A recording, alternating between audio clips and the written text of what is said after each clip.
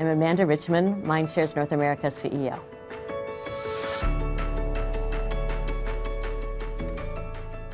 One great piece of advice that I received from Rashad Tabakawala was, what if the opposite were true?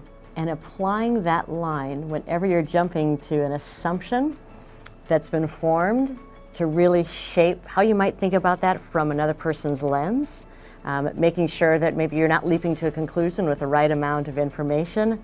It's just been a great touchstone for myself and my teams to make sure we're thinking more broadly about the challenge and not following our habits and biases as closely as humans often do. Another learning that has really shaped my career, and I'd say particularly in the last 5 years, has been the power of diversity. As we become much more intentional about how we think about creating more diverse teams in skill set, in mindset, as well as race, gender, and every form of identity. How we think about the diversity of our client portfolio too, to make sure they're matching our values, and how creativity is at the very heart of diversity, or diversity at the heart of creativity. You cannot have one without the other. Always be optimizing. It is never good enough to have mastered a craft, be knowledgeable in a certain category, feel like you have reached that point of diminishing returns with your time. There's always opportunities to find a better way and find a better path and make sure you're bringing more people in for fresh thinking and perspective. But how can we make that process better, faster? How do we get to ideas in a more simple way? And how can we make sure that we're always optimizing every aspect of life to be better?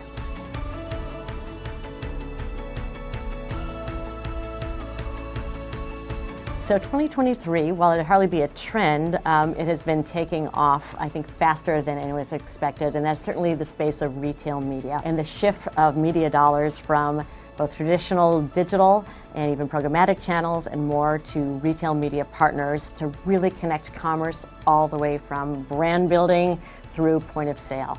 And so we're seeing that shift in budgets, we're seeing that shift in mindset, and with our clients starting to bring together teams that were historically apart between kind of the customer or trade and the consumer marketing, and realizing that everything can be a commerce experience. And so how do we enable that and understand those behaviors?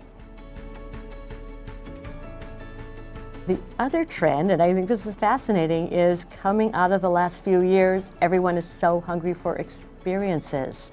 It's an obvious trend perhaps, but more and more how we see clients and marketers wanting to create those live experiences, how people are leaning into those as well, and how we're just seeing this opportunity to create more human connections and empathy in that as well, and get away from our digital screens and actually have conversations directly, again, look into the eye. And I think that's an interesting way that people are starting to come back to work and be motivated by having that experience as well too.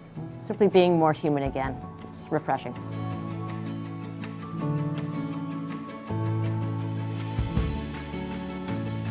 I love being inspired kind of in the moment and having that experience with people every day for the energy. But recently, Judy Woodruff retired from PBS NewsHour with great honors. And I think how she has handled herself as a journalist over many eras of presidents and politics and more, with always a view of let's seek the truth, let's present information to the population in an unbiased way, but let's keep driving for what is the answer, and bringing people along in that process in her craft too of journalism has been so impressive. She has, as you can tell from any of the anchors and hosts, really brought not only a diverse group of women into journalism and supported them too, but I think has set a really high bar that I would hope many news organizations would aim to be more unbiased, to get to the heart of the story, and always with such empathy and focus on the people that can be impacted in telling their story as well.